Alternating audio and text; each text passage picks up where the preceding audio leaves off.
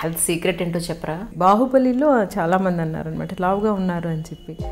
మన ముందు జనరేషన్ కొంచెం ఇట్లా బాధపడడం చూసినందువల్ల నేర్చుకున్న పాఠాలు. మన దగ్గరగా చూసినప్పుడు ఇవాళ చూసినట్టు అనిపిస్తుంది మీది చిలక ముక్కండి. మా నాన్నగారు చెప్తూ ఉండేవారు కదా. మీరు 5 years ఉన్నప్పుడే అమ్మని లాస్ అయినప్పుడు, కానీ ఒక్కసారి మీరు మదర్ అయిన తర్వాత ఏదైతే మిస్ అయ్యారని అనిపించింది అక్కడ మీకు ఇది ఇక్కడ అందించినప్పుడు మీకు ఎలా అనిపించింది ఆ ఫీలింగ్? యాక్చువల్లీ నేను మదర్ అయిన తర్వాత మా అమ్మని తలుచుకోవడం కొంచెం అంటే మిస్ అవ్వడం కొంచెం తగ్గైంది. నాకు అమ్మ అంతా మా నాన్నగారే. ఇప్పట్లో ఉన్న ఈ సోషల్ మీడియా ఇంత అవేర్నెస్ అప్పుడు ఉండుంటే ఇంకా ఎంత ఉండేదో అనిపిస్తూ ఉంటుందా? ఏమనిపిస్తూ ఉంటుంది మీకు? అంటే ఇంతకు ముందేమో చాలా ఒక ఏదో తెలియని ఒక గుప్పెడు ఇట్లా పెట్టుకున్నట్టు ఉంటుంది అనమాట. ఫిల్మ్లోనే యాక్ట్ చేసే యాక్ట్రెసెస్ అనేది ఒక ప్రొఫెషన్గా మర్యాదగా చూడడం స్టార్ట్ చేశారు సొసైటీ. మీరు చాలా టాప్ మోస్ట్ హీరోయిన్స్కి, చాలా పెద్ద సినిమాలకి, చాలా పెద్ద పెద్ద డైరెక్టర్స్ నెగిటివ్ వార్త రాదు ఆయన దగ్గర నుంచి. నేను యూట్యూబ్లో ఒక వీడియో చూసానండి. మీరు బాబు రిషి కలిసి రజనీకాంత్ గారిని కలిసి ఒక పెద్ద సీడీ పట్టుకుంది. అవును, ఎప్పుడు అది? యాక్చువల్లీ ఈయన రఘువరన్ గారు యాక్చువల్గాను హీఈస్ ఎ గుడ్ మ్యూజిషియన్ అండి. అప్పుడు హీ ఆల్సో. హాయ్ అండి, నిన్నటి తెలుసు విత్ మీ అంజలిలో రియలీ చాలా రోజులుగా మ్యామ్ని రిక్వెస్ట్ చేయగా ఎక్కడో బాహుబలి నుంచి మొదలు పెడితే ఈరోజు అంటే సుందరానికి దగ్గర దొరికారు. Rohini ma'am is with me right now. Ma'am, thank you so much for you coming. Really my pleasure అండి. ఈ మీకు ఆ బుట్టలు చాలా బాగా సూట్ అయ్యాయి. Thank you. రియలీ మీ పేరు తలుచుకున్న ప్రతిసారి మీ మొహంలో చక్కగా మనస్ఫూర్తిగా నవ్వే మీ నవ్వు, చాలా సహజంగా యాక్ట్ చేసే మీ యాక్టింగ్, అందరు తెలుగు వాళ్ళకి ఎంతో మా తెలుగు అమ్మాయి అని గర్వంగా చెప్పుకునే మా రోహిణి గారు ఈరోజు మిమ్మల్ని ఇలా ఐ డ్రీమ్కి నేను తీసుకురావడం నాకు చాలా చాలా సంతోషంగా ఉంది. రియలీ ఐఎమ్ ఆల్సో హ్యాపీ అండి మీతో మాట్లాడడం. నేను ఐ డ్రీమ్ చూస్తూ ఉంటాను, మీ ఇంటర్వ్యూస్ చూస్తూ ఉంటాను. Happy to be here. నేను మీకు మాట ఇచ్చినట్టుగానే ఇప్పటి వరకు మీరు ఇచ్చిన ఇంటర్వ్యూస్లో అడిగిన క్వశ్చన్స్ డెఫినెట్గా అడగకుండా మీకు బోర్ కట్టకుండా చూసే బాధ్యత నాది. Thank you. ఎంత తొందరగా వెళితే అంత తొందరగా పంపించేస్తాను మిమ్మల్ని, నో డౌట్. ఏంటి మ్యామ్, హైదరాబాద్ ఏంటి ఏ వర్క్ మీద వచ్చారు ఇప్పుడు? ఇప్పుడు సెబాస్టియన్ షూట్ అండ్ డబ్బింగ్ ఇది ఫినిష్ అయిపోయిన తర్వాత బయలుదేరుతాను. మళ్ళీ ఇంకొక వారం రోజుల్లోనేమో అంటే సుందరానికి ఒక ప్యాచ్ వర్క్ అట్లా ఉంది, దానికి వస్తుంటా. మీరు కూడా ఉన్నారు కదా పిక్చర్లోనూ. అవును, పట్టుకోగలిగాను నేను. లేకపోతే ఇంకా బాహుబలి నుంచి ఈ అంటే సుందరానికి కూడా వెళ్ళిపోయి ఇంకో సినిమా అప్పుడు ఎక్కడో కలిసి ఉండేవాళ్ళు మళ్ళీ. రియలీ ఏంటి మీ హెల్త్ సీక్రెట్ ఏంటో చెప్పరా? నిజంగా చాలా కష్టపడతానండి ఇలా ఉండడానికి. హాయిగా తినేసి పడుకుంటే అందరిలాగా ఇంకా నా ఒంటి తత్వం కూడా బాగా బల్కీ అయ్యే తత్వం అనమాట. చాలా రెస్ట్రిక్టెడ్గా ఫుడ్ తినడం, తర్వాత ఏమో ఎక్సర్సైజ్ చేయడం. అదేమో అంటే మనం స్క్రీన్ మీద మనల్ని మనం చూసుకుంటున్నప్పుడు అనిపిస్తూ ఉంటుంది కదా ఇంకొంచెం స్లిమ్గా ఉండాల్సింది అని చెప్పి. బాహుబలిలో చాలామంది అన్నారనమాట లావుగా ఉన్నారు అని చెప్పి. ఎందుకంటే నాకు తెలియలేదు అంటే స్లీవ్లెస్ ఉంటుంది ఆ పిక్చర్లో అని. తెలుసుంటే డెఫినెట్గా దానికి రెడీ అయ్యేదాన్ని. ఇంకా టైం లేదు, పైగాను ఒక వారం రోజుల ముందే తెలిసింది. బట్ నెక్స్ట్ స్కెడ్యూల్కి వెళ్ళేసరికి I toned out. So screen మీదకి ఎప్పటికీ ఉండిపోతుంది కదా మనం. We will be revisiting, so many people will be revisiting and it should not be ఆడ్గా ఉండకూడదు అని. అండ్ ఆల్సో హెల్తీగా ఉండడం కూడా కదా. It is healthier to maintain yourself. లేకపోతే కీళ్ళ నొప్పులు వచ్చేస్తూ ఉంటే కొంచెంసేపు కొన్ని రోజులు అయిన తర్వాత లావ్ అయిపోతే చూస్తున్నాం కదా. మన ముందు జనరేషన్ కొంచెం ఇట్లా బాధపడడం చూసినందువల్ల నేర్చుకున్న పాఠాలు. నిజం. నేను మిమ్మల్ని మొన్న దగ్గరగా చూసినప్పుడు ఇవాళ చూసినట్టు అనిపిస్తుంది మీది చిలక ముక్కండి. ఎవరు చెప్పారా మీకు ఎవరైనా? మా నాన్నగారు చెప్తూ ఉండేవారు కదా. నిజంగా ఎలా ఉన్నారు నాన్నగారు, బాబు ఎలా ఉన్నారు? లేదు, నాన్నగారు he passed away last year. Okay. బాబేమో అట్లాంటాలో ఉన్నాడు అండ్ ఫైనల్ ఇయర్ అనమాట వాడిది. ఇంకా ఆ తర్వాత ఏమో he will be applying for higher studies. Okay okay. నాకు అనిపించింది, నేను అలీగార్ షోలో మీరు మాట్లాడడం, మీ షోస్ అన్నీ చూసాను యాక్చువల్లీ ఎంట్రీ చేసినప్పుడు. జనరల్గా రిపీటెడ్గా సెలబ్రిటీస్ ఎంట్రీస్ ఇచ్చినప్పుడు కూడా ఎక్స్పెక్ట్ చేసేది అదే, అబ్బా అక్కడ చెప్పేశాం కదా మళ్ళీ ఏం మాట్లాడతాం ఇక్కడ అని అనిపిస్తుంది. సో నాకు అనిపించింది ఏంటంటే మీ విషయంలో మీరు 5 years ఉన్నప్పుడే అమ్మని లాస్ అయినప్పుడు, కానీ ఒక్కసారి మీరు మదర్ అయిన తర్వాత నిజంగా ఆ మదర్హుడ్ని నిజంగా ఆ ఏదైతే మిస్ అయ్యారని అనిపించింది అక్కడ మీకు ఇది ఇక్కడ అందించినప్పుడు మీకు ఎలా అనిపించింది ఆ ఫీలింగ్? యాక్చువల్గా అది సైకలాజికల్గా కరెక్ట్ అయిన విషయం మీరు అడుగుతున్నది. నేను మదర్ అయినప్పుడే నాకు ఒక కంప్లీషన్ వచ్చింది అనిపింది. Because I used to miss my mother a lot. ప్రతి విషయానికి ఒక ఆడపిల్లకైతే చాలా ఇంకా ఎక్కువగా అమ్మ కావాలనిపిస్తుంది కదా. బట్ నేను మదర్ అయిన తర్వాత మా అమ్మని తలుచుకోవడం కొంచెం, అంటే మిస్ అవ్వడం కొంచెం తగ్గింది. I don't know how, why.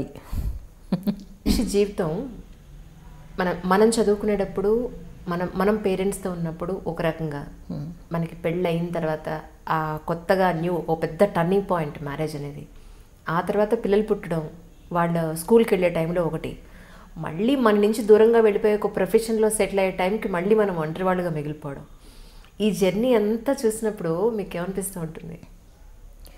It's beautiful కదా. మనం ఏమో ఒక లైఫ్ని తీసుకొచ్చాము, ఆ లైఫ్కి మనం చాలా రెస్పాన్సిబుల్. వాళ్ళు ఈ ప్రపంచాన్ని ఎట్లా అర్థం చేసుకుంటున్నారో, లేకపోతే ఈ ప్రపంచంలో వాళ్ళు ఎలాంటి మనిషిగా ఉండాలి అన్నదానికి మనం ఏదో ఒక విధంగా వాళ్ళని షేప్ చేస్తూ ఉంటాం. మన ఐడియాస్ ఏమిటి, మన ఐడియలిజం ఏమిటి, ఇవన్నీ చూస్తూ పెరుగుతూ ఉంటారు పిల్లలు. అలా పెరిగినప్పుడు మళ్ళీ వాళ్ళ దగ్గర నుంచి వచ్చే రియాక్షన్స్ కానీ, వాళ్ళు తీసుకునే కొన్ని స్టాండ్స్ కానీ విన్నప్పుడు, చూసినప్పుడు either we feel bad or will feel good. ఇంతవరకు రిషి చెప్పిన విషయాలన్నీ, మా బాబు చేస్తున్న విషయాలు కానీ, లేకపోతే వాడు కొన్ని విషయాల్ని చూసే విధానం చూస్తున్నప్పుడు ఐఎమ్ హ్యాపీ. మనం సరైన విషయాలే తనకి ఎక్స్పోజ్ చేశాము అని నన్ను నేను అనుకుంటూ ఉంటాను అనమాట. కానీ how to look at a women, ఒక ఆడపిల్లల్ని ఎట్లా మీరు చూడాలి, లేకపోతే ఏ విషయం అయినా సరే నువ్వు ఎట్లాగా దాన్ని హ్యాండిల్ చేయాలి, ఎక్కడి నుంచి చూడాలి అనేది. అమ్మ గురించి, నాన్న గురించి మీ మాటల్లో వినాలనుంది, ఎందుకంటే నాది ఒక సపరేట్ ప్రోగ్రామ్ ఉంది యాక్చువల్లీ. ప్రతి మనిషి జీవితంలో వాళ్ళ దగ్గరే మనకి కావాల్సినంత అల్లరి, కావాల్సినంత ఫ్రీడమ్ వాళ్ళ దగ్గరే ఉంటుంది. సో అప్పటి రోజులను ఒకసారి గుర్తు చేసుకుని మర్చిపోలేని రోజు అంటే వాళ్ళిద్దరితో మీరేం చెప్తారు? అమ్మ అసలు తెలియదు నాకు. 5 సంవత్సరాలప్పుడు అమ్మ పోయారు కాబట్టి. కానీ నా మనసులో ఉన్న అమ్మ, నేను మా తాతయ్య గారి దగ్గర నుంచి, మిగతా తన ఫ్రెండ్స్ దగ్గర నుంచి విన్న అమ్మ చాలా బ్యూటిఫుల్గా ఒక మనిషి అన్నది మాత్రం తెలుసు. తనకి పాటలు అంటే ఇష్టం అని, తను సంగీతం నోట్స్ రాసుకున్న బుక్స్ ఇంకా నా దగ్గర ఉన్నాయి. అంత అందమైన దస్తూరి అన్నమాట తనది. మా తాతగారికి ఏమో ఒక బట్టలు కొట్టు, తను ఒక్కతే కూతురు. మా తాతగారికి అన్నీ గైడ్ చేసేదంట, లెక్కలు రాయడానికి మాత్రం కానీ, లేకపోతే ఎట్లాగనేది గైడ్ చేసేదట. తనేమో హార్మోనియం నేర్చుకున్నదంట. డార్క్గా ఉంటుంది కానీ చాలా బ్యూటిఫుల్. తన కళ్ళు చాలా, నాకు అప్పుడప్పుడు అనిపిస్తుంది, అయ్యో మా అమ్మ కళ్ళు నాకు రాలేదని అనిపిస్తుంది. మా అమ్మ ఇంకో కొంచెం టాల్, కొంచెం కోపం ఎక్కువట. ఇలాగ ఒక అమ్మ చిత్రం నా మనసులో ఉంది. అప్పుడప్పుడు నేనేమో మా అన్నయ్యలతోటి అంటూ ఉంటాను, అన్నయ్య మన పిల్లల్ని చూసినప్పుడు ఎంత సంతోషపడేది కదా అమ్మ అని. అలాగే రిషిని చూస్తున్నప్పుడు కూడా అనుకునేదాన్ని అనమాట, మా అమ్మ ఉంటే వాడిని చూసి ఎలా సంతోషపడేది అని. సో అమ్మ చిత్రం అంటే అదనమాట. నాన్నగారు నాకు అమ్మ అంతా మా నాన్నగారే. సో మా నాన్నగారు నా అల్లరి, నా చిలిపితనం, నా కోపం అన్నీ ఎదుర్కొన్నది మా నాన్నగారే. బట్ నాలోని చాలా మంచి విషయాలు పెట్టింది కూడా నాన్నగారే. చాలా ఆనెస్టీ అన్నది, తర్వాత ఏమో మనం చేసే పని ఎట్లా ఉండాలి అనేది, ఆ పని కోసం మనల్ని మనం ఎట్లా తయారు చేసుకోవాలి అనేది, మిగతా వాళ్ళతో మనం ఎలా బిహేవ్ చేయాలి, తర్వాత లర్నింగ్, లవ్ ఫర్ లర్నింగ్ మా నాన్నగారి దగ్గర ఎక్కువ నేర్చుకున్నాను అనమాట. సో లాస్ట్ వరకు మా నాన్నగారు అట్లాగే ఉన్నారు. నాకు మా నాన్నగారు లాస్ట్ 4 months నా దగ్గర ఉన్నారనమాట. He was bed ridden. ఎవ్వరు తెలిసేవారు కాదు, కానీ నన్ను మాత్రం గుర్తుపెట్టేవారు. సో నేను వెళ్ళి చెప్తాను, నాన్నగారండి వద్దు అంటే ఓకే నా మాట మాత్రం వినేవారు అనమాట. So at one point of time నాన్నగారు బేబీ అయిపోయారు, నేనేమో I did everything for him. Last 4 months నాన్నగారికి స్నానం చేయడం దగ్గర నుంచి, షేవ్ చేయడం దగ్గర నుంచి, తినిపించడం, హెయిర్ కట్ చేయించడం, అంతా 4 months నేను చూశాను నాన్నగారిని. అండ్ అంతవరకు మా అన్నయ్యలు చూశారు. పాండమిక్లోని I had to bring him home అనమాట. అండ్ లాస్ట్ రైట్స్ మా నాన్నగారికి నేనే చేశాను. అవునా? పాండమిక్లో హీ పాస్డ్ అవే. సో మా బ్రదర్స్ ఎవ్వరు రాలేకపోయారు. అవును కదా. So I said I will do it. మా నాన్నగారికి యాక్చువల్గా నేనే అబ్బాయిలాగా ఐ డిడ్ దట్. అప్పుడు ఆ టైంలో మీకు ఎక్కడి నుంచి వ్యతిరేకత రాలేదండి? అబ్బాయిలు వాళ్ళందరూ ఉండగా నువ్వెలా చేస్తావు అని? ఎవరు ఏమంటారండి, అసలు ఎవరేమన్నా కూడా ఆ టైంలోనే మా అన్నయ్యలకి తెలుసు, వాళ్ళు రాలేకపోయారు. ఒక అన్నయ్య ఏమో యుఎస్లో ఉన్నారు, ఒక అన్నయ్య హైదరాబాద్, ఒక అన్నయ్య ఏమో వైజాగ్ అనమాట. వాళ్ళు ఎవరు రాలేకపోయారు. ఇంకొక తమ్ముడేమో వైజాగ్లో ఉన్నాడు. I did it. నాకు ఎంట్రీ చూసినప్పుడే తెలిసింది బాలాజీ గారు మీ ఫ్యామిలీ మెంబర్ అని చెప్పని. అవునండి. ఆ తర్వాత నేను మీ ఫీచర్స్ కంపేర్ చేయడం మొదలు పెట్టాను. అవును కదా, చాలా ఫీచర్స్ ఉన్నాయి వీళ్ళిద్దరికి అని చెప్పని. అవును. కలుస్తూ ఉంటారండి? అవును. ఇక్కడే హైదరాబాద్లో ఉంటున్నట్టున్నారు కదా బాలాజీ గారు వాళ్ళు. That's really nice. అయితే ఇప్పుడు ఆల్మోస్ట్ మీకు ఎన్నో సినిమాలు చూస్తే 200 సినిమాలు పైగా మీరు చేశారు, బాలనటిగా ఉన్నప్పటి నుంచి యాజ్ ఆన్ టుడే వరకు. ప్రజెంట్ హీరోయిన్స్ ట్రెండ్ కానీ అప్పటి హీరోయిన్స్ ట్రెండ్ కానీ చూసినప్పుడు ఇప్పట్లో ఉన్న ఈ సోషల్ మీడియా ఇంత అవేర్నెస్ అప్పుడు ఉండుంటే ఇంకా ఎంత ఉండేదో అనిపిస్తూ ఉంటుందా? ఏమనిపిస్తూ ఉంటుంది మీకు? సోషల్ మీడియా అనేది ఏమిటండి, యాక్చువల్గా మనమేమో ఇంకొంచెం మన వర్క్నేమో ఎక్కువ మందికి తీసుకెళ్తున్నాం అంతే. తర్వాత మన యాక్టివిటీస్ అనమాట. ఇంతకు ముందేమో చాలా ఒక ఏదో తెలియని ఒక గుప్పెడు ఇట్లా పెట్టుకున్నట్టు ఉంటుంది అనమాట. అందువల్ల మనం ఎక్కడికి వెళ్ళినా సరే ఇంకా ఎక్కువ క్రేజ్ ఉండేది. మా గురించి ఆర్టిస్టుల గురించి తెలుసుకోవడానికి ఎక్కువగా వాళ్ళేమో ఆతృత చూపించేవాళ్ళు. అందువల్ల ఎక్కువగా గాసిపింగ్ ఉండేది. బికాజ్ మా దగ్గరికి వచ్చి అడగలేకపోవడం, ఊరికే వాళ్ళ గురించి ఏదైనా రాయడం అన్నట్టు గాసిపింగ్ ఉండేది. ఇప్పుడు యాక్చువల్గా చూసుకుంటే గాసిపింగ్కి ప్లేసే లేకుండా పోయింది, చూసారా? ఎందుకంటే అందరూ అప్డేట్ చేస్తున్నారు. అండ్ ఇంకొక మంచి విషయం ఇప్పుడు జరిగింది ఏమిటి అంటే, ఫిల్మ్లోనే యాక్ట్ చేసే యాక్ట్రెసెస్ అనేది ఒక ప్రొఫెషన్గా మర్యాదగా చూడడం స్టార్ట్ చేశారు సొసైటీ. ఇంతకుముందు అలా ఉండేది కాదనమాట. మేము హీరోయిన్గా నేను చేసినప్పుడు సినిమాలో యాక్ట్ చేస్తున్న వాళ్ళని అంత మర్యాదగా చూడడం అనేది ఫిమేల్ యాక్టర్స్ని ఉండేది కాదు. But we did our work, so మమ్మల్ని చాలా మర్యాదగా చూసేవాళ్ళు. బట్ కొంచెం ఇట్లాగా రాసేవాళ్ళు కదా, సొసైటీలో కూడా మా పిల్లల్ని యాక్టింగ్కి పంపించం అనేవాళ్ళు. ఇప్పుడు అలా కాకుండా మా అమ్మాయి చాలా బాగా డాన్స్ చేస్తుందండి, మీరు ఆ ఫోటోలు చూడండి, she wants to join films అని చెప్తున్న వాళ్ళు చాలామందిని చూస్తున్నాం. So it is also taken as very serious and good place to be at అని.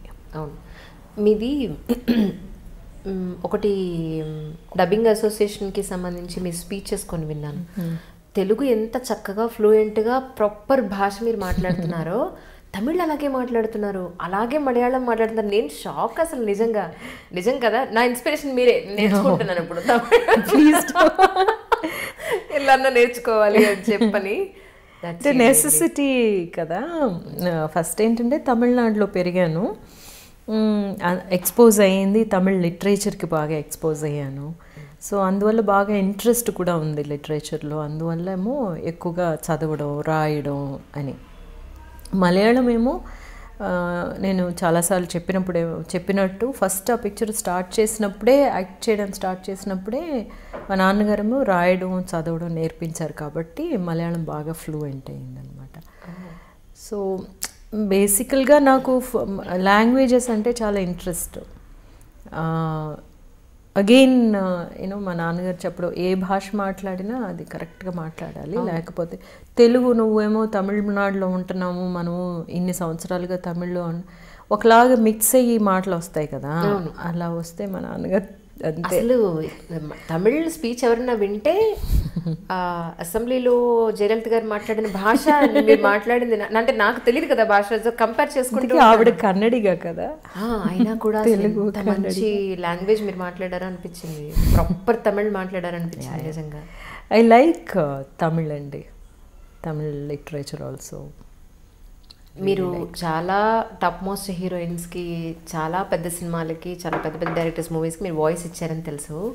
మీరు పాట కూడా బాగా పాడతారని నేను అనుకుంటాను. పాటలు పాడను అదొక్కటి అన్నమాట నాకు తెలియని విషయం. చాలామంది మ్యూజిక్ డైరెక్టర్స్ అట్లాగా అనుకుని మోసపోయారనమాట. మన భరద్వాజ్ గారు మ్యూజిక్ డైరెక్ట్ చేసిన గుణశేఖర్ గారి పిక్చరు సొగసు చూడతరమా అని ఒక పిక్చర్, ఇంద్రజ గారు, అందులోనేమో గుణశేఖర్ గారు నేనే తనకి డబ్ చేస్తున్నానని డిసైడ్ చేశారనమాట ఇంద్రజకి. అప్పుడేమో ఒక పాట మీరు పాడాలి అంటే నేను కూడా చాలా సీరియస్గా తీసేసుకున్నాను. ఏదో మనల్ని పాడేయమంటున్నారు, పాడేద్దామని చెప్పి వెళ్ళి పాడితే ఎస్పీబీ గారిని తర్వాత ఎప్పుడో ఒక చోట కలిశాను. ఆ పాట నువ్వు పాడావు కదా అన్నారు, బికాస్ మార్చేశారనమాట నాది విని. తర్వాత సుజాత గారి చేత పాడించేశారు. ఓకే, నేను అన్నాను నాకు పాడడం రాదండి, నన్ను ఎందుకు ఇలా తీసుకొచ్చి అంటే, బాలుగారేమో that's the greatness of that man కదా, అసలు ఒక్క నెగిటివ్ వార్త రాదు ఆయన దగ్గర నుంచి. ఆయన ఇంకా ట్రై చేస్తే బాగానే వస్తుంది. Let me see sir. Yeah, so పాట పాడమని మాత్రం డెఫినెట్గా నేను తమిళ్లో పాటలు రాస్తాను, అవును, కానీ పాట పాడడం తెలుగులో కూడా ఒక ప్రయత్నం చేయాలి అని చెప్పి అనుకుంటున్నాను. ఒక పాటకేమో ఏఆర్ రెహమాన్ గారి ఒక పాటకి 4 లైన్లు రాశానమాట. ఎవరి చేతనైనా సరే అది పాడించి రెహమాన్ గారికి పంపిద్దాం, చూడండి నేను రాయగలను అని. మీలో ఇంకా నాకు మీ చిన్నప్పటి ఆ చిన్నపిల్ల తత్వం నాకు ఇంకా కనిపిస్తుంది మీలో, మీ స్మైల్లో కానీ రియలీ. కానీ నేను ఒకటి మిమ్మల్ని కలిసిన అతి తక్కువ టైంలో నేను ఒక లక్షణం గుర్తించానండి. You are very very sincere. జనరల్గా మేము రోజుకి 40 కాల్స్ చేసి 40 మంది గెస్ట్ని ఫాలోఅప్ చేసి, వాళ్ళు ఊళ్ళలో లేకపోతే మీరు హైదరాబాద్ వస్తే కొంచెం చెప్పండి, ఎందుకంటే వాళ్ళు ఎప్పుడు వస్తారో తెలియదు కదా మాకు. మధ్యలో ఫోన్ చేసినా ఇరిటేట్ అయ్యే అవకాశం ఉంటుందని ఓన్లీ వాట్సాప్ ఒకటి భగవంతుడు ఇచ్చాడు, దాని అలా అద్భుతంగా వాడుకుంటున్నాం అనమాట. కానీ మీకు దొరికిన కాస్త టైంలోనే ఇంటిమేట్ చేయడం అనేది నిజంగా it shows your sincerity and your transparency. Very few people అండి లైక్ దట్, నిజంగా వెరీ ఫ్యూ పీపుల్. అంటే మీరు మీ టైం స్పెండ్ చేసి అడుగుతున్నారు కదా అంజలి గారు, ఇప్పుడు మనకి కుదిరితే చేద్దాము లేకపోతే లేదు అని చెప్పాలి. సో నేనేమో చేద్దాము అనుకున్నాను, ఎప్పుడైనా ఒకసారి ఇట్లా కూర్చొని మాట్లాడడం బాగుంటుంది కదా అని. ప్రేక్షకులకేమో మనం ఇంకొకసారి మీట్ అయినట్టు అవుతుంది కదా. ఓన్లీ త్రూ ఇంటర్వ్యూస్ మనం ఎవరు అనేది వాళ్ళకి తెలిసే ఒక ఛాన్స్ దొరుకుతుంది. నిజం నిజం. నేను యూట్యూబ్లో ఒక వీడియో చూసానండి, మీరు బాబు రిషి కలిసి రజనీకాంత్ గారిని కలిసి ఒక పెద్ద సీడీ పట్టుకుని. అవును. ఎప్పుడు అది యాక్చువల్లీ? అది యాక్చువల్గా ఆల్ ఇన్ తమిళ్, నాకు తెలియదు కదా, అందుకని తెలుగులో అడుగు. ఈయన రఘువరన్ గారు యాక్చువల్గాను హీఈస్ ఎ గుడ్ మ్యూజిషియన్ అండి. ఆయనేమో ముందు before he started working in films, acting in movies, ఆయన చెన్నై వచ్చినప్పుడు అంతకు ముందే ఒక బ్యాండ్ ఒకటి ఉండేదన్నమాట కోయంబత్తూరులోని. He used to play guitar. ఆయనను రాజా గారును ఒకే మాస్టర్ దగ్గర, ధనరాజ్ మాస్టర్ దగ్గర గిటార్ నేర్చుకున్నారనమాట.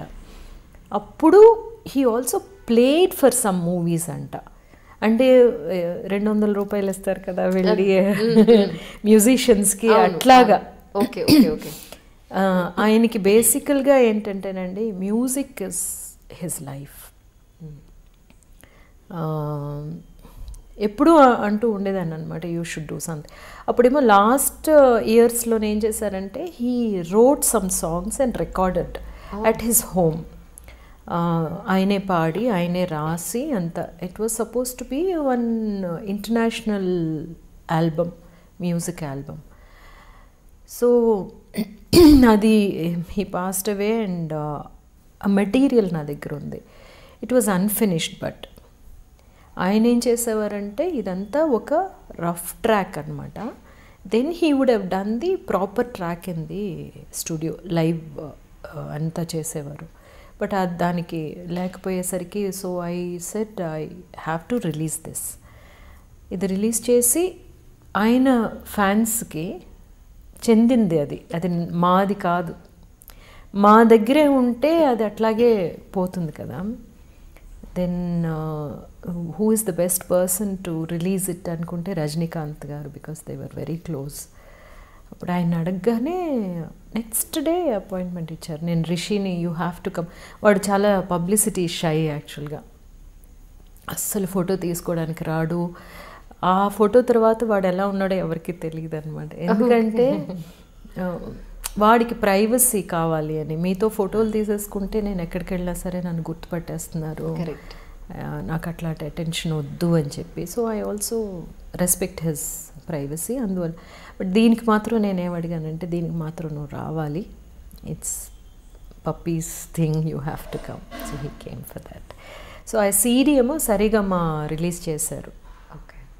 రీసెంట్గా యాక్చువల్లీ నేను ఎస్పెషల్లీ ఒక డిస్కషన్ పెట్టాను మ్యామ్. ఏంటంటే, అంటే మ్యారేజ్ మీద,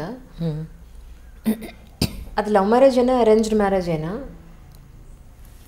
వాళ్ళ కొంతకాలం పాటు కలిసి ఉండి తర్వాత ఎందుకునో జంటలు విడిపోతున్నారన్న దాని మీద మీ వరకు ఏమనిపిస్తుంది? యాక్చువల్లీ ఎందుకు విడిపోయే అవకాశం ఉందంటారు? It's general topic. No, basically ఏంటంటేనండి, డిఫరెన్స్ ఆఫ్ ఒపీనియన్స్ అనేది తల్లికి కూతురికి, తల్లికి కొడుకుకి కూడా వస్తాయి. అండర్ ద సేమ్ రూఫ్ మనం ఉంటున్నప్పుడు మనకి డిఫరెన్స్ ఆఫ్ ఒపీనియన్స్ వస్తూ ఉంటాయి. అట్లా వచ్చినప్పుడు అవి సాల్యుబుల్ కాదు అనుకున్నప్పుడు, ఇఫ్ ఇట్ క్యాన్ హ్యాపెన్, మనమేమో కంపాటబిలిటీ చూసుకుని తర్వాత ఏమో రెజల్యూషన్ వచ్చి we want to be together అన్న ఒక స్టేజ్ నుంచే కదా అందరూ. Because we start life together to be together.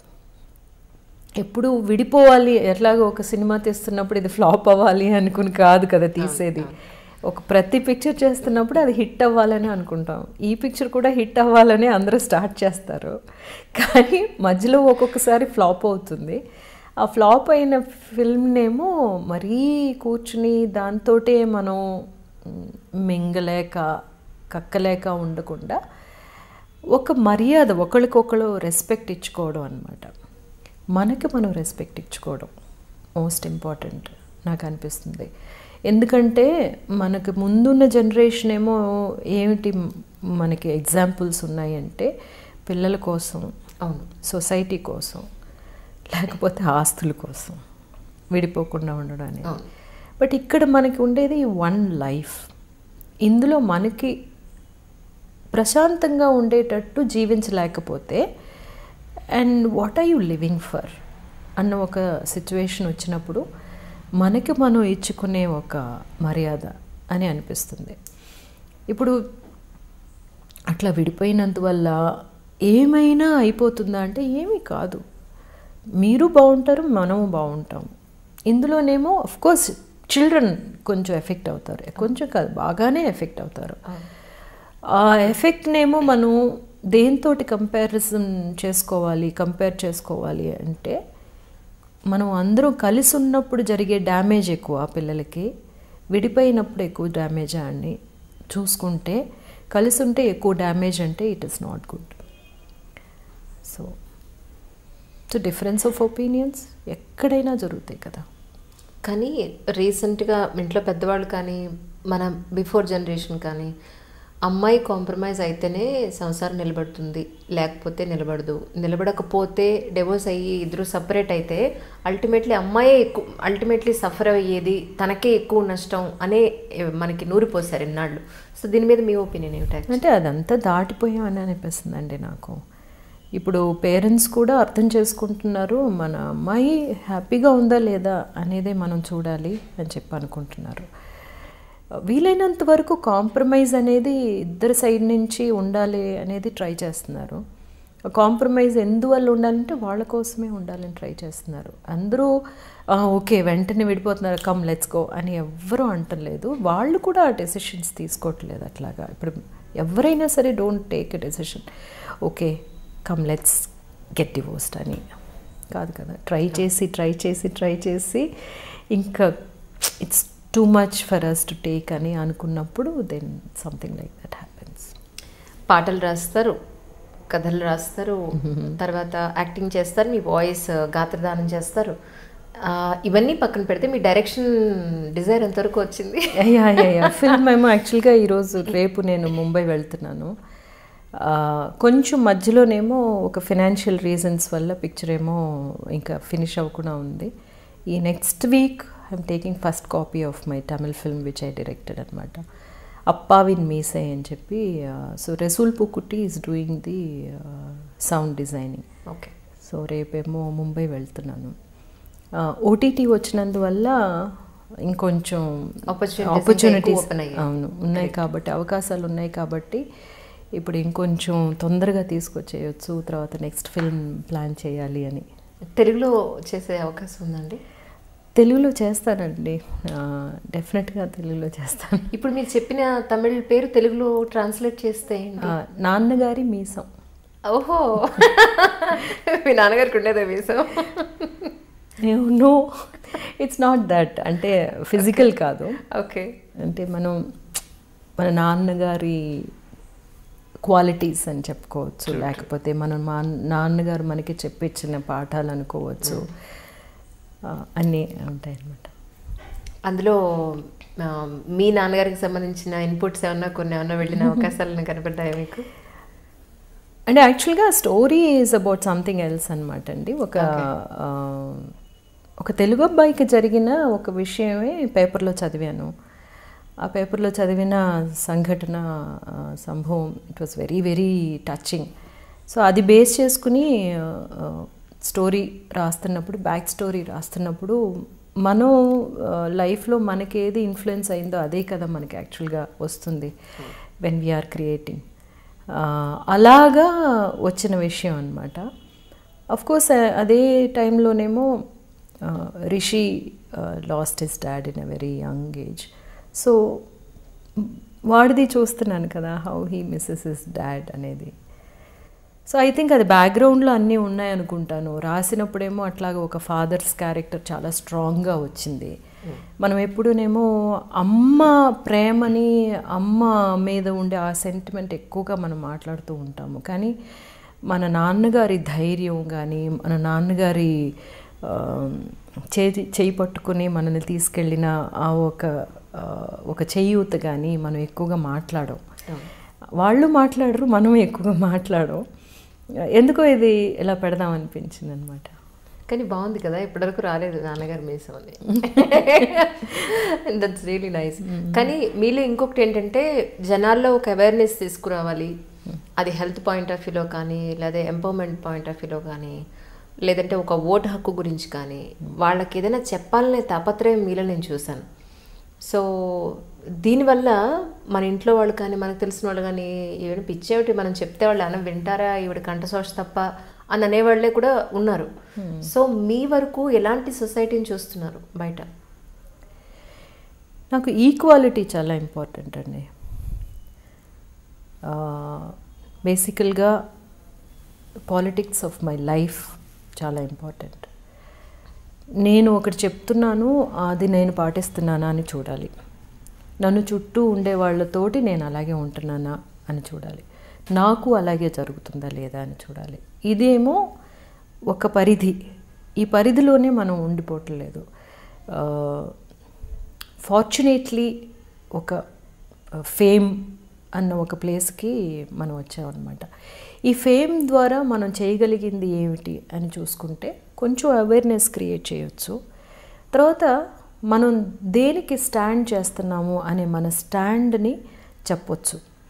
ఇందువల్ల ఏమిటి పెద్దగా మీరు చెప్పేస్తే అన్నీ మారిపోతాయా అని చెప్పేసి అంటే, ఎక్కడో ఒకళ్ళకి మనం ఒక మాట ధైర్యం ఇవ్వచ్చు. మనం ఒక ఒక పెద్ద విషయంగా ఉండొచ్చు, లేకపోతే ఒక ఎగ్జాంపుల్ అవ్వచ్చు అన్నమాట. అది మనం తెలియకుండా కొంతమంది దగ్గర నుంచి మనం తీసుకుని ఉంటాం.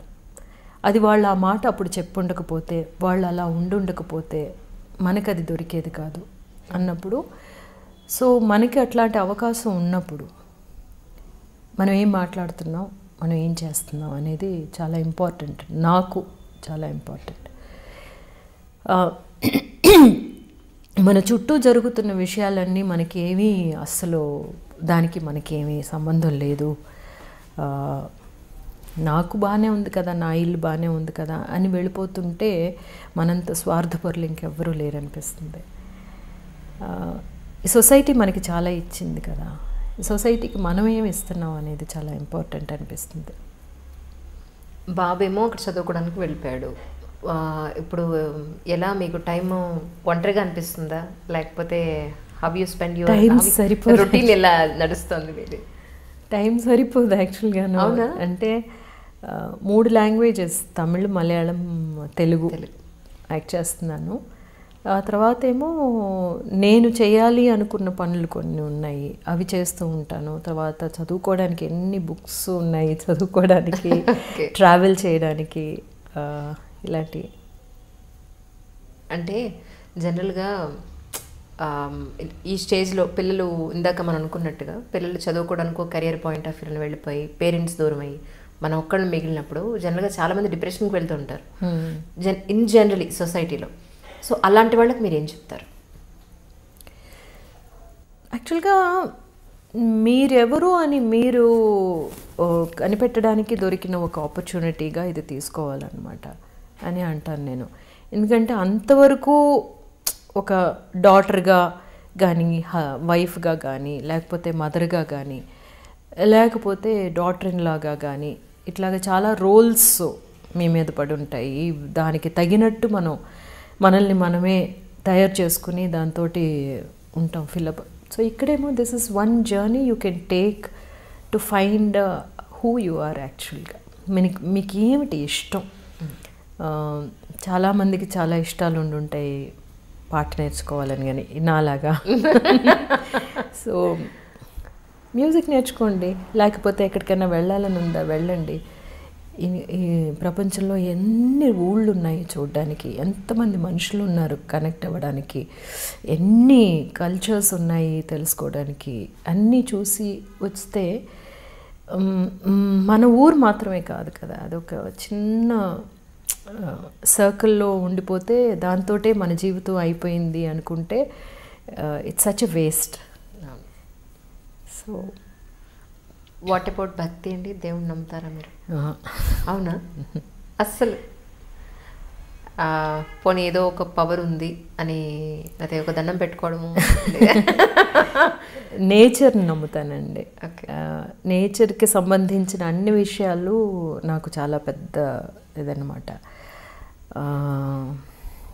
నేచర్ని మనం చాలా జాగ్రత్తగా చూసుకోవాలి అనేది. దానికి యాక్చువల్గా నా యాక్టివిటీస్ అని చూసుకుంటేనేమో అవే అన్నమాట ఎక్కువ చేస్తూ ఉంటాం మేము. వాటర్ బాడీస్ గురించి తెలుసుకోవడం, వాటర్ బాడీస్ని రికవర్ చేయడానికి ఏం చేయాలి మనం తెలుసుకోవడం, లేకపోతే ఫార్మింగ్ వ్యవసాయం ఎట్లా ఉండాలి, ఏం జరుగుతుంది ఇప్పుడు అని తెలుసుకోవడం. Because it's all based on nature కదా అంతాను. మనం ఏదో ఊసిపోక రాకెట్లు వదులుతున్నాం, సినిమాలు తీస్తున్నాం, కానీ ఈ భూమి మీద మనం ఉన్నది to live and let live అనమాట. అదేమీ కాకుండా మనం ఏమిటేమిటో చేస్తున్నాం కదా. సో మీరు ఇప్పుడు ఎన్జిఓస్తో ఏమన్నా కలిసి వర్క్ చేస్తున్నారా? కొన్ని వర్క్స్కి ఏమన్నా? ఎన్జిఓస్ అని కాదు, ఫ్రెండ్స్ చాలామంది ఉన్నారండి. చాలామంది ఫ్రెండ్స్ ఇప్పుడేమో పిలుస్తారనమాట. మీరు వచ్చి చెప్తే ఈ విషయాలన్నీ చిన్నపిల్లలకి స్కూల్స్కి కానీ లేకపోతే కాలేజెస్కి కానీ we do little bit of work shops అనమాట. మోస్ట్లీ వాటర్ బాడీస్ గురించి, తర్వాత వ్యవసాయం గురించి చెప్పడానికి, తర్వాత విమెన్ ఎంపవర్మెంట్ గురించి. అండ్ మనం ఎలాంటి విషయాలు మనలోని రెడీ చేసుకోవాలి.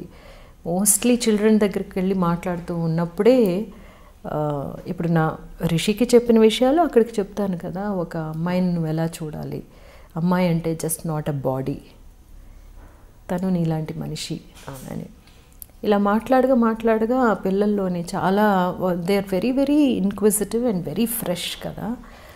ఒక అబ్బాయి వచ్చి చెప్పాడు అనమాట, ఈ వార్త ఈ వర్డ్ నేను మర్చిపోలేను మ్యామ్ అని చెప్పి, విమెన్ని నువ్వు బాడీగా చూడుకో అన్నది. ఎందుకంటే ఆబ్జెక్టిఫికేషన్ జరుగుతుంది అన్నిటిలోని, మన సినిమా అయినా సరే, మోడలింగ్ యాడ్స్ అయినా సరే, మామూలుగా చూడడం అయినా సరే, ఏం ఫిగర్ అనడం కానీ లేకపోతేనేమో.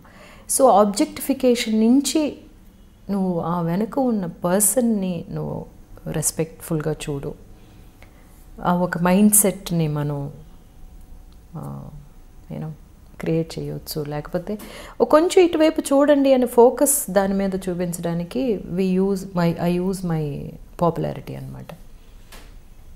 ఇన్ కేస్ మీరు తెలుగులో కనుక డైరెక్ట్ చేసే మూవీ అవకాశం మీకు భగవంతుడు ఇవ్వాలని కోరుకుంటున్నాను. బట్ వస్తే కనుక ఏ జోనర్లో, ఖచ్చితంగా ఈ జోనర్లో చేయాలని ఎట్టి పరిస్థితుల్లో అనుకున్న జోనర్ ఏంటి?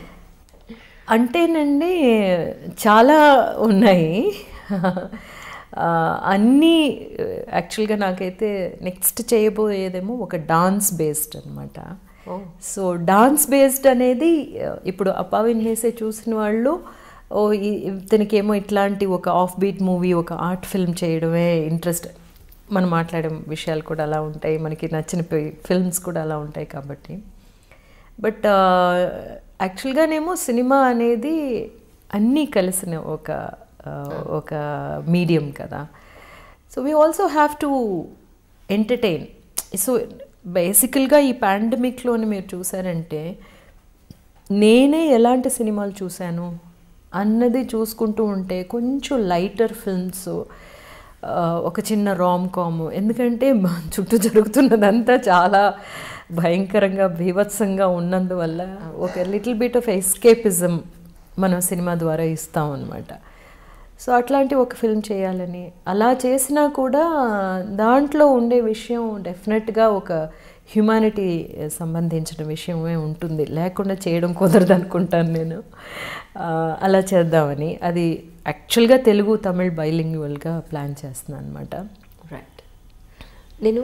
ఐ థింక్ నేను ఒక తమిళ్ది ఇది చూసానండి మూవీ మీది.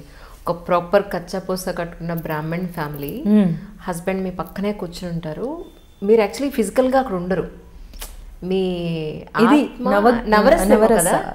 నవరసేన అసలు ఎంత బాగున్నారో, చక్కగా బొట్టది పెట్టుకుని. నేను లాస్ట్ వరకు అనుకున్నాను మీరు పక్కనే ఉన్నారని. నిజంగా తర్వాత ఒక 10 నిమిషాల తర్వాత నాకు అర్థమైంది ఏంటంటే నో ఫిజికల్గా మీరు అక్కడ లేరు, బట్ ఎవ్రీ మినిట్ ఆయన పక్కన మీరు ఉండి ఆయన నడిపిస్తూ ఉంటారు physically mentally.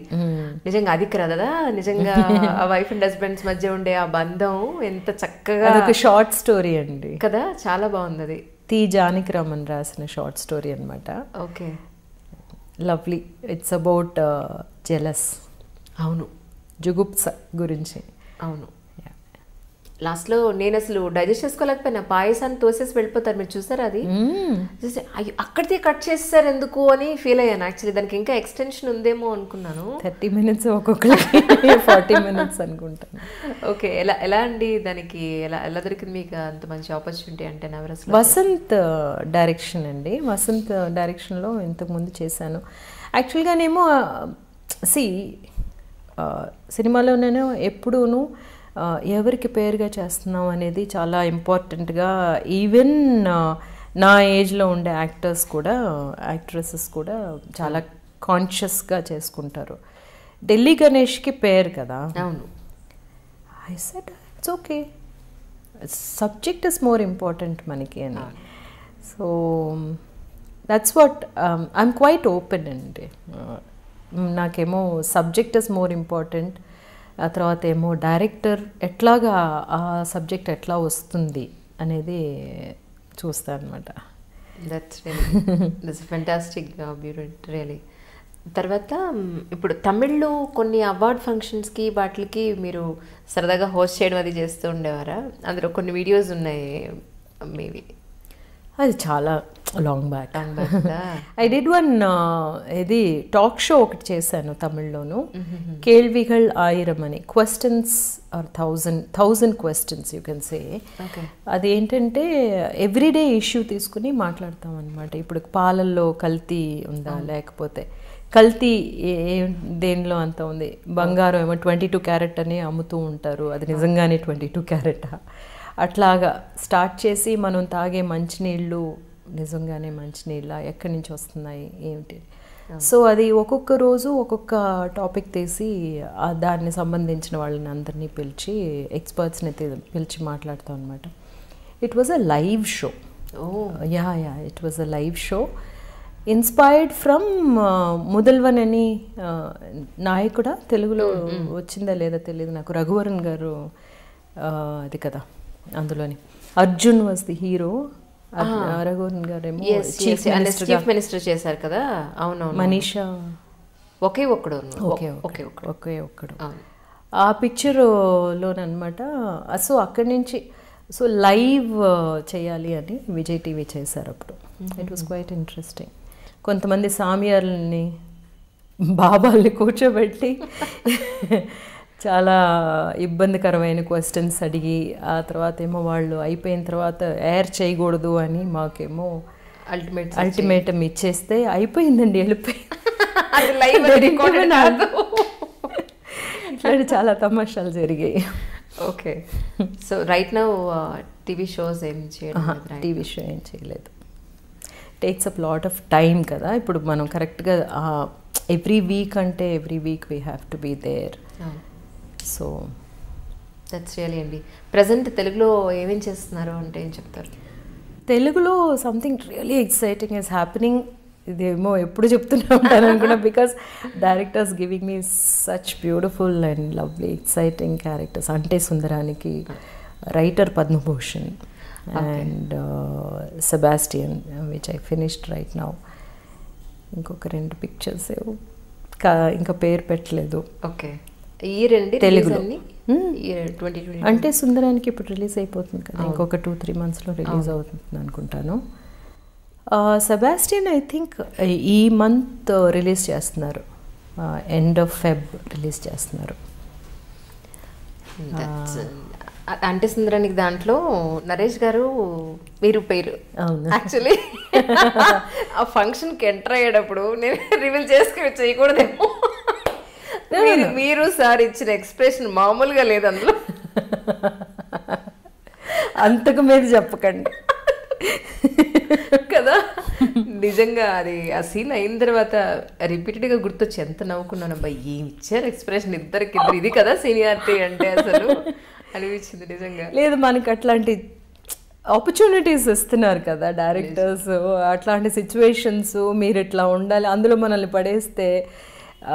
Especially Vivek is like really good. It was so good working with him because చాలా క్లారిటీ ఉంది, ఏం కావాలి అన్నది తనకు తెలుసు అనమాట, తీసుకోవడం తెలుసు బాగాను.